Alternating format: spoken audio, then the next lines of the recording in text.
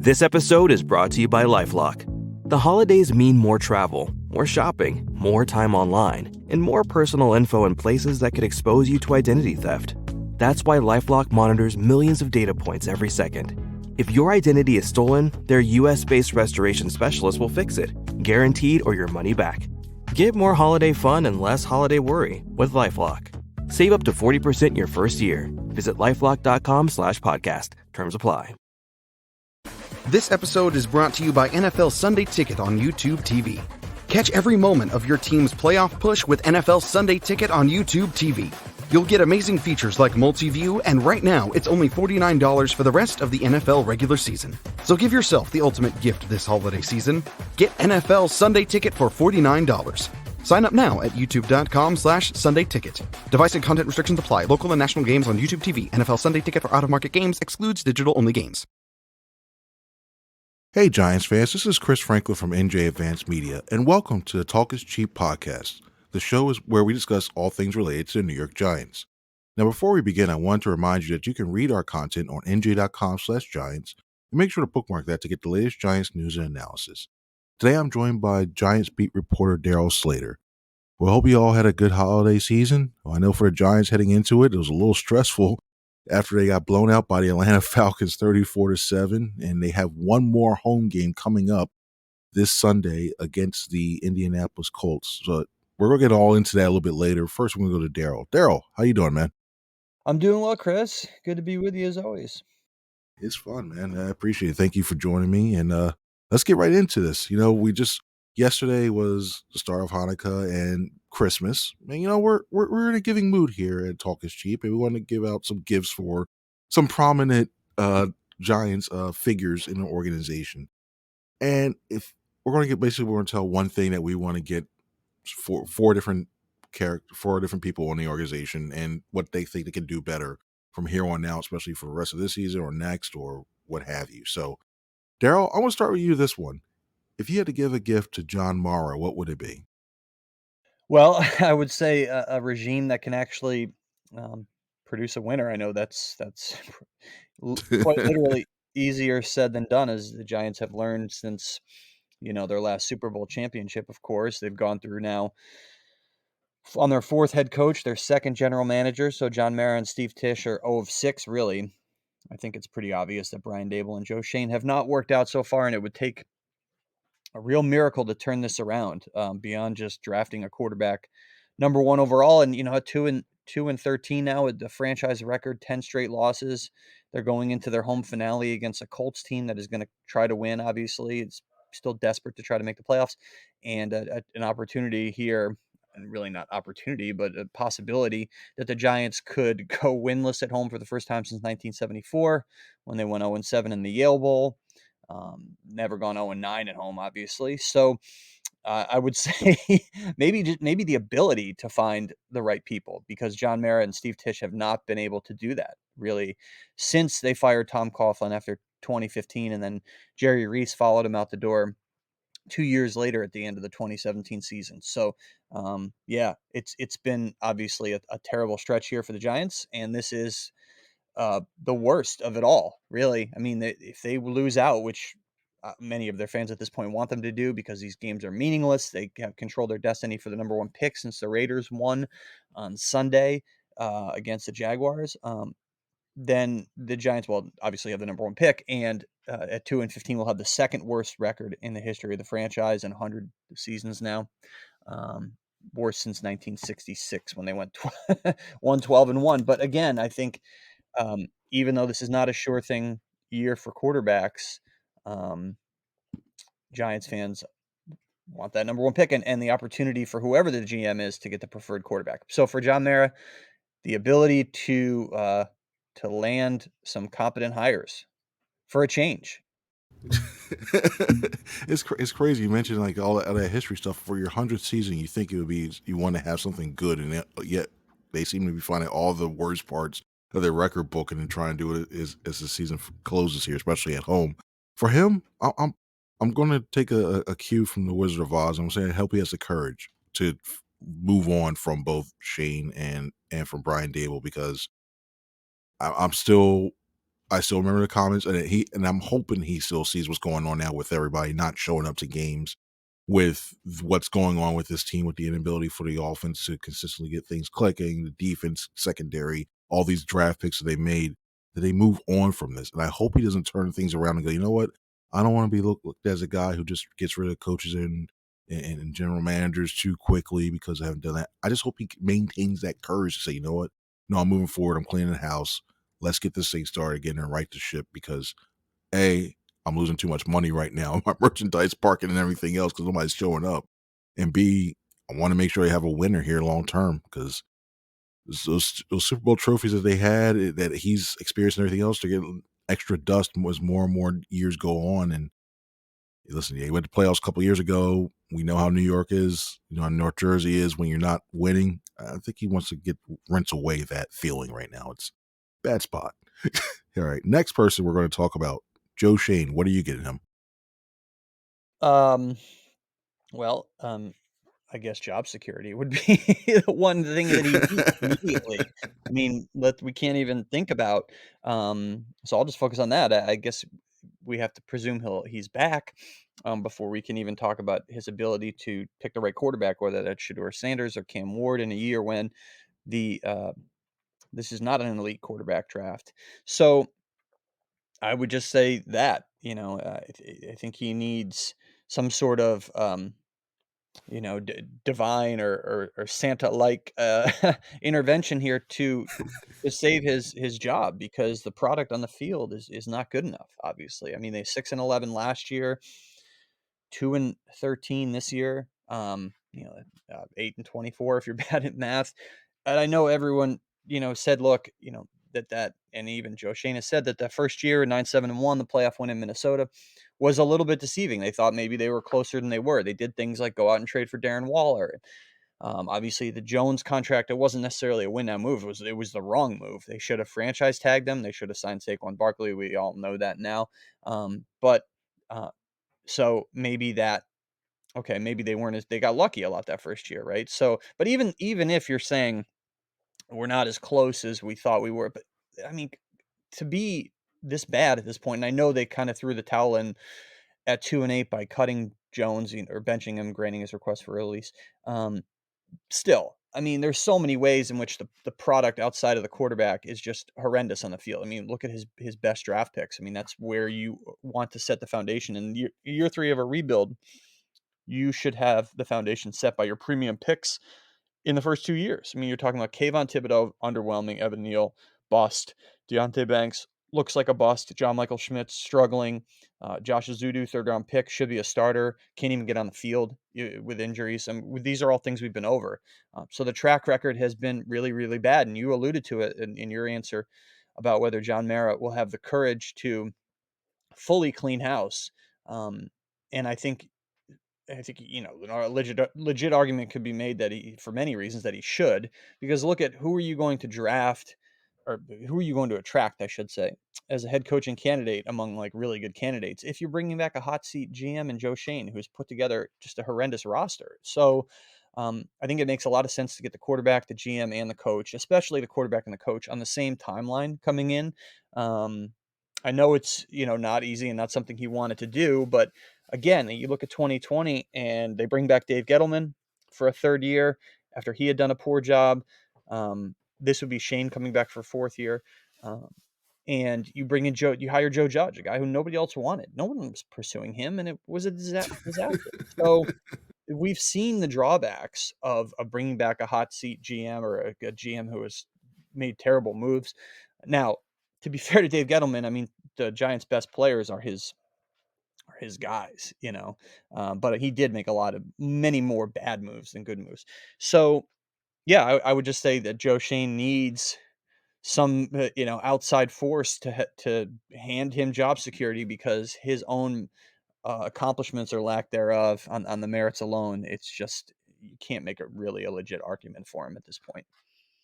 Yeah, it's really tough, and I think I want to be nice. I know, when you can't get any, you don't know what the person really, really wants, but you kind of do. I'm gonna get them a gift card, but probably for Mayflower or for U-Haul to get to have them moved. I'm probably doing something like that. I look at this. and I keep going back to the Hard Knocks. I know we've talked about this, and it's tough for a general manager to know to project, but that's your job. And to say, oh well, we can get by without this, and we can get by without this, or this guy is really good on the market. It's real. You look back at some of those decisions he made throughout there, and you're just like, ugh, what are you doing, man? Like the neighbors one, I get, I understand it. You had to put a lot of faith in Daniel Jones, but you put faith in Daniel Jones and you signed him to that big contract. And you now look at him. He's probably going to he's going to experience the playoffs, albeit on the practice squad for the Vikings, but he's going to experience the playoffs. So I look at the culminating job he did. Everything that happens, you have to look at the whole entire track record and his inability to draft effectively, and a lot of these other decisions with the contract and trying to play chicken at times with Barkley and what have you. I just think it could have been handled a lot better. And unfortunately, it's a fireable offense the way this season is going. It truly is. And yeah, I heard they got good rates around this time. It's cold weather and nobody's moving into warm weather. So hey, why not get that? All right, the next person, Malik Neighbors. What are you getting him? Well, I mean, I think that's obvious. He needs a quarterback. This guy has had a really good year in spite of the quarterback attrition and instability, and it's been impressive what he's been able to do. And I'm looking up his numbers here, but it's been impressive what he's been able to do despite all of the instability that he's experienced quarterback-wise. Now, it hasn't always been perfect. He does have just what, like, uh, 4 touchdowns, right? So, but they targeted him 154 times, 97 catches. He's played in 13 games, right? So, yards per game wise, 74 yards per game. Pretty nice start. I mean, 969 yards. He's going to get to 1,000 yards. The Giants haven't had a 1,000-yard receiver since Odell Beckham in 2018, his final year with them. And obviously, from 2019 to 2023, they really struggled and to find a number one receiver, whether that was Golden Tate, Kenny Galladay, these guys that they whiffed on, and in years where they just didn't even attempt to have one. Obviously, they tried to do the whole Darren Waller thing last year. That was a failure. So they really have a promising prospect in Malik Neighbors. Now, is he an elite All Pro, Pro Bowl level guy yet? No, but I think you have to consider too. Um, the amount of attrition obviously he's had to deal with, the lack of successful quarterback play even when he had Daniel Jones. So none of these guys that he's played with, it's been 4 guys now. Daniel Jones, obviously, Drew Lock, Tommy DeVito, even Tim Boyle a little bit. None of these guys are any good. We'll see whether Shedeur Sanders or Cam Ward, how quickly they can play up to like successful NFL quarterback level. Malik Neighbors in Atlanta, 7 catches, 68 yards. A week before, 10 for 82. So he's putting up pretty good numbers still. I think the Saints game, 5 for 79. The Dallas game on Thanksgiving, 8 for 69. So he's had flaws. He's had some drops. His drop rate is not great. It's not terrible. I'd have to go look at the PFF stuff, but he has had so many targets that you have to remember that when you look at the number of raw number drops he's had. So it hasn't been a perfect year. When you talk about 100-yard receiving games, he just has 2 back in September, 127 in Washington, 115 against Dallas. So both of those in the middle of September. But overall, a promising rookie year, especially when you consider the situation around him. So I would say that one's obvious to me. Get him a quarterback. Yeah, and that's what I'm giving him too. I'm giving him Shedeur Sanders, and I'm probably giving him see if Justin Fields wants to come over as well Yeah. too to give him 2 ones. Like, wait, I go from Daniel Jones to these 2. All right, I can live with this, and start to It give him could the be an ball upgrade, yeah. because significantly, and you look at it and you have like with this, you moved on from Jones, so you need somebody to get him the ball. You need him ball in space, and you need him ball with anticipation as well too. And the one thing I have liked about Neighbors and has been his improvisation skills. Excuse me, say that 5 times fast. I like the way that because it can be really tough when you're scrambling around the backfield, and each team offense has rules. Okay, you have to go here, you have to go here when they're scrambling around, and his ability to just almost to just use his instincts to find where to find the open space, try to get the ball is fine. It is good. It's really good. You just wish that we mentioned the drops. There's been a couple times he's dropped a couple of those passes, but he's got the base skills needed to be one of the top tier wide receivers in the league, and just need somebody to get him the ball. And I look at the other things, like you can always draft a wide receiver. We're seeing some impact guys. You don't have to draft them high. You can draft some guys in third or fourth round. I like to see another decent guy opposite of him to take some of that pressure away off of him, because teams are just going to start continuing to roll the coverage over his way. But I think overall they got some good. Like, he's got some there. Just get him Shador's. Cam Ward, to me, I just have quite too many questions right now, and I'm a little leery sometimes. These guys that are late risers that you're looking all of a sudden on a draft, you're like, wait, this guy came out of nowhere, and now all of a sudden he's that. Nah. Sanders, I think he's a good fit. He knows that he's dealt with a lot of media already, and he's got familiar with that. I look at his arm, I look at the way he moves around. I think he'll be a decent fit, and I think neighbors will appreciate him. And finally, the last person we're getting, Dexter Lawrence. What are you getting him? Well, I guess I would just go very broadly here. Wins. I mean, this guy won a ton in high school and college. As we're talking here, I can look this up, and I may do it while you're to give you the stat when you could give your answer. But wrote this a couple of years ago when he started with the Giants in 2019. Obviously, he's a great pick, one of the best interior defensive linemen in the NFL. Season cut short because of an elbow injury this year, but obviously a great player. Cashed him with the long-term lucrative contract before last season. So they have him as part of their foundation, right? So yeah, before the 2023 season. And he's a foundational player for them, but it's going to take more than just him. It's going to take more than just Andrew Thomas. So they need, if they're going to do right by these guys who who are doing their part, they need to put some pieces around them, and that even includes on the D line. They need a better run stopper than Raheem Nunez-Roches next to Dexter Lawrence. So they're probably going to cut Nunez-Roches and then try to figure out a solution there. They had one with Leonard Williams. They traded him away to Seattle, and I think all things considered, the assets that they got for that, probably the right move, even though Leonard Williams continues to play well at this point in his career. But Dexter Lawrence at this point, I mean, look at it. 2019, it was his first year with the Giants, and they drafted him in the first round. They went 4-12. Next year, 6-10. Next year, 4-13. Then they go 9-7-1. They win a playoff game, then get pounded in the divisional round in Philly. 2023, they go 6-11, and this year 2-13 so far. Now, he obviously hasn't played in all those games. So the guy has been in the league now for what, 6 years total, and 5 of them have just been absolute disasters. Not just like miss the playoffs close, but double-digit loss disasters. And again, something he is not used to from his days at Clemson and his days in high school. I'll have to I'll get the number here in a second, because it is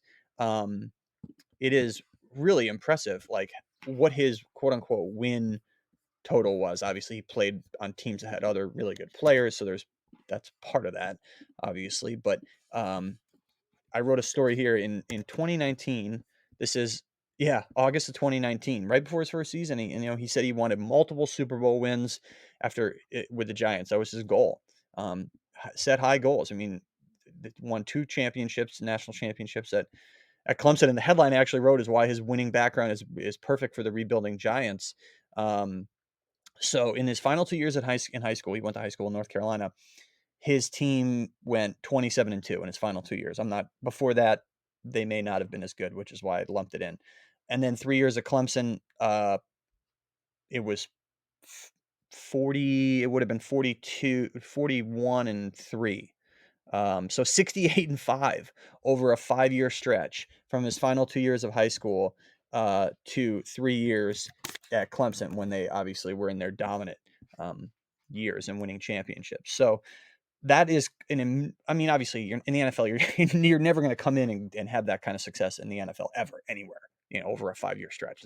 That's impossible.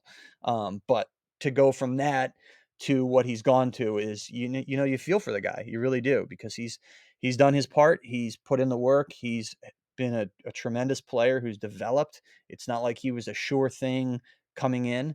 And he's become an excellent player, but the Giants, you'd hope for his sake that they do right by him, put some pieces around him, and become a winner at some point, because 6 years in, I've talked to Leonard Williams about this when he was with the Giants. He's been in the NFL now.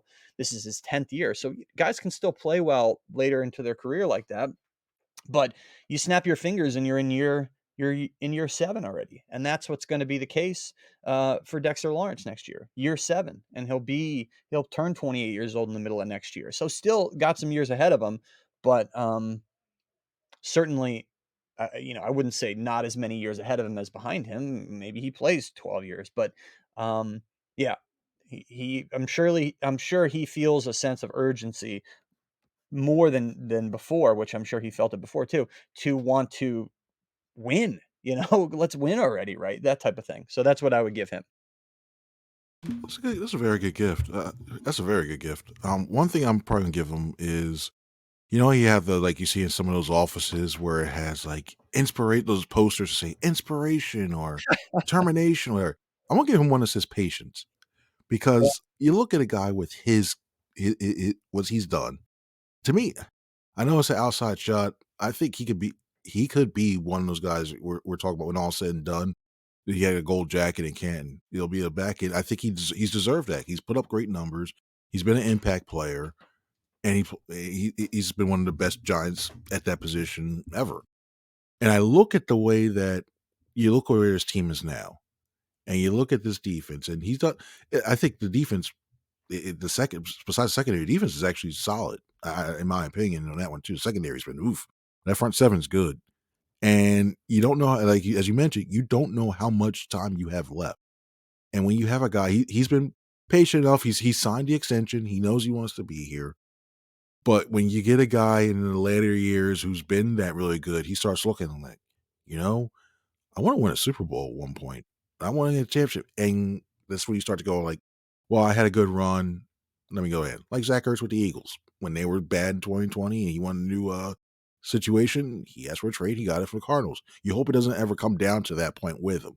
So I'm hoping he has the patience to be able to withstand another coaching change, to withstand a new, potentially, probably a new defensive coordinator if they do fire Dable, which they should, but a new defensive coordinator and what have you, and he still is able to do what he does best, and he remains a Giant because he's earned the right to be a Giant for life, and basically end it on his own terms, unless he really falls off, which you don't foresee him doing that. So I'm hoping he gets that for him. But I gotta say, Darryl, you're a good gift giver. That's bravo, great job on that, man.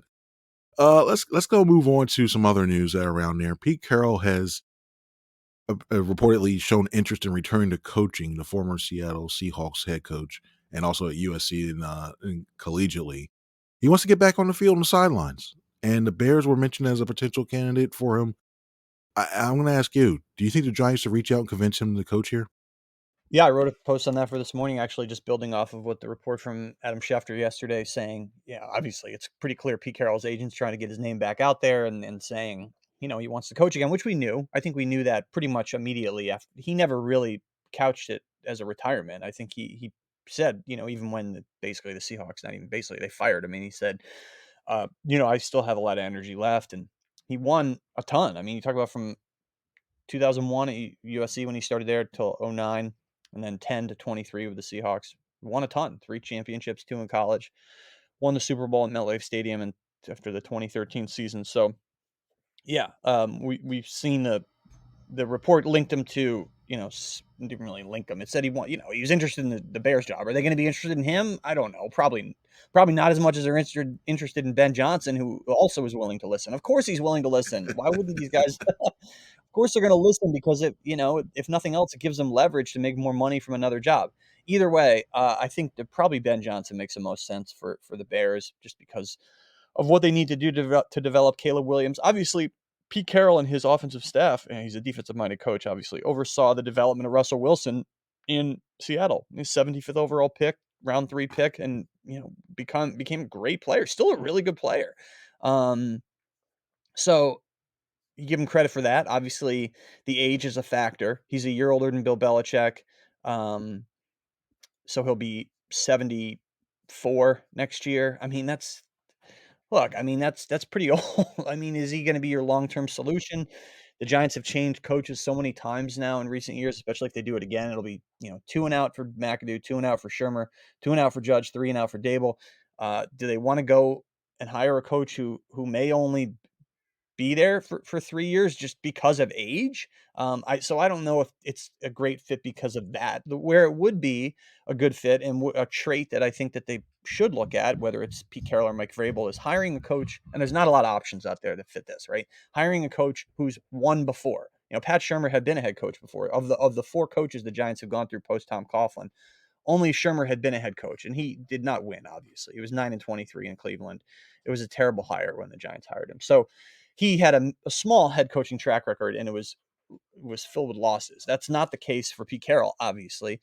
And to a lesser extent, because Mike Vrabel didn't win a Super Bowl, but he went to the playoffs in Tennessee. That could be something, again, defensive-minded guy in Vrabel, but could be something that's appealing to John Mara and Steve Tisch. Do they really want to go and try to do this again where they hire a hot young coordinator? Now, that's not what Joe Judge was. And Ben McAdoo was well regarded. He was on staff. It was a promotion. Dable was that hot, young. I don't mean he wasn't young per se, but never been a head coach type coordinator, hot rising coordinator type thing, a guy who had developed a quarterback. And worked with a quarterback in like what they've done with Jared Goff in Detroit, right? So with Ben Johnson. So would Ben Johnson even want to come to the Giants? So there's that too, right? So would he rather have Caleb Williams, who's considered a better prospect and a more known prospect too than Shedeur Sanders and Cam Ward? So there's all that. I don't see the harm in talking to Pete Carroll. I mean, it's not like there's a limit on the number of interviews you can do. It's not like it costs you anything to do an interview with a guy. Would he be there? I don't think he's going to be their first choice. Do I see it happening? No, I don't think it's going to happen, but it's certainly something to just spitball about. Did a post on it for this morning. I'd be really interested to see if he lands anywhere. Again, 74 he's got a lot of energy, but 74 is old, especially in a profession, we're not talking about the president of the United States, which you pretty much have to be to qualify for the job, or so many of these other, which we could argue, I think being president takes a little, just as much energy, if not more, than being the head coach of an NFL team. But it is a high energy job. Pete Carroll does have a lot of energy, but the reality is it has become increasingly a young man's game, and that because of the Sean McVay effect. I mean, you talk about how young Sean McVay is. I mean, I'm 42, right? And so you sometimes look at this and say, "Oh, this guy's younger than me." You often forget this. Sean McVay is not going to turn 39 years old until January. It's crazy, and he's been an NFL head coach since 2017. Ben Johnson, and it makes me feel old, right? Covering these guys. Ben Johnson is Sean McVay's current age. He was born. He'll be 39 in May. Ben Johnson. So again, yeah, is 39 too young to be a coach? No, I don't think so. I don't think that means he's not going to be successful. He's not successful. It's not because they hired him at 39 years old. My point is that's increasingly where the league is heading. And so will that work against Pete Carroll? I think that's going to be one of the big questions. Yeah, it's crazy to think that because I start to think about my life. I'm 40 and I'm starting to think like, what did I do? Like maybe I should have gone into coaching because all these guys are young and they've been around for so long. And it's like, oh, come on, man, it's bad. I look at it this way: Pete Carroll is to me, if this team was like, say, the Buccaneers back when Tony Dungy was coaching them and they fired him and then brought in John Gruden. You had a lot of veteran guys. They were right there and they kept there in the playoffs. They kept bouncing the wild card round, divisional round. Then I think he would be a good fit. But as you mentioned, they need somebody to be a cornerstone. I think this team, the Giants really need an offensive-minded coach. Yeah. Because you look at the defensive side, you have a lot of veterans there. You just need somebody who's competent enough, maybe a former head coach there, a former veteran coordinator that say, hey, listen, guys, this is a scheme we want. Run this, and you're good to go.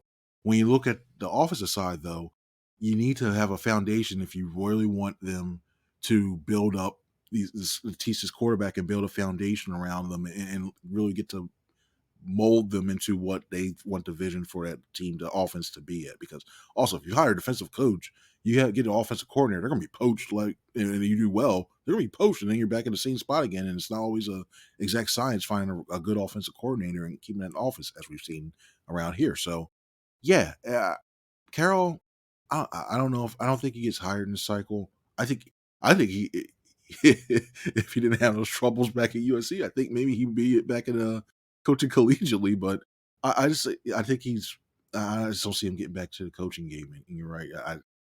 I don't know who would take a flyer on him as a consultant. Yeah, I'd take him as a consultant. If you want to do him as a senior defensive analyst or whatever, I don't want to insult him by that. But yeah, man, maybe do that. Yeah, it's rough. It's rough for him.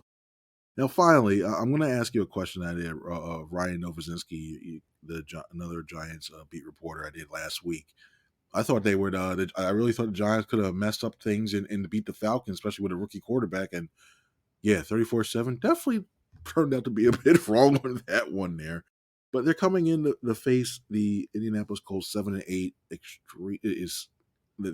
I don't foresee them going to playoffs. The AFC is too stacked, and they're just going to sit and go home. And Anthony Richardson and all those guys, Jonathan Taylor, you think of with some of those pieces they have, all right, they would have had a better season, but alas, they're 7-8. They haven't won the South, and looking forward to saying 1, 2, 3 Cabo and 3, 1, 2, 3 break and huddle this season coming up. But do you think that the Giants are going to mess this up and win one of these last two games and lose their chance for getting the number one draft pick? No. So I think the only question for this Sunday is whether a plane will be flying over the protest banner like each of the last two home games. And you talk about the Colts. Colts at 7-8. They're behind the Broncos at 9-6, behind the Chargers at 9-6. Broncos are the 7 seed. Colts are the 6. So the Chargers are the 6. So they're 2 games out right now, and we're talking here Thursday afternoon, and the Thursday night game is not gonna, or Thursday morning we're talking. The Thursday night game is Seahawks Bears, so that's not going to affect it. But so that's where things stand going into this weekend. They're still going to be desperate to win. Obviously, they're a better team than the Giants. Every team in the league essentially is a better team than the Giants. So no, I don't think it's going to happen this week. I don't think that they'll beat the Colts. They hadn't. Yeah, I was shocked that game was as much of a blowout on Sunday. Penix played really well, and they could have drafted Penix. They could have drafted Bo Nix. And Drew Lock just is terrible. So, which we knew, we saw it in the spring, and so that manifested itself in Atlanta, and that was the blowout loss, and they got the number 1 pick because the later Sunday and the biggest game of the year for the Giants, the Raiders won at home over the Jaguars. As far as Week 18, at this point, as you know, being around the Eagles, they're 12-3. Lions are 13-2. So right, there's a scenario in which theoretically the Eagles could be in the mix for the 1 seed. It probably not though, right? Because Yeah. it would take a lot, right? So they're pretty much locked. They are locked in probably to the 2 seed because the Rams are 9-6, right? Yeah, they'll be yeah. If they win, they're the 2 seed. They clinch the 2 seed. And last I saw, I think NFL Next Gen Stats had them like 5% as a 5% chance of even getting the 1 seed. It's basically going to be the Lions or the Vikings, So they're going to be whoever's tomorrow. the OSC, the Vikings, obviously are 13-2. It just shows how little I've looked at these playoff standings. But the bottom line is, there's a chance the Eagles could rest guys in Week 18, correct? Oh yeah, definitely, Yeah. because they won't So have a bye so week that yet. would be, and even still, you'd think the Eagles' backups are better than the Giants. And in Philadelphia, man, imagine that. Imagine if the Giants beat the Eagles' backups in Dable's final game down in Philadelphia. I suppose there's an outside chance, but honestly, I don't see it. I think the Giants will lose out, and they'll have the number 1 pick. You have more confidence in some of the backups than I do on that one in terms of that. They're not bad, but I think against going against the Giants starters, especially if they the thing I want to know is, does Mara or Shane tell Dable before the game, and like say the night before that he's going to be let go? Dable shares that, and they say let's win one for Dable, No, and I it's don't like, think that they would. I uh-oh. don't think if they've gone this far without firing, I think they're gonna wait till Black Monday and just do it in the normal way. So, but Good. yeah, that Week 18 will be interesting. That's for sure.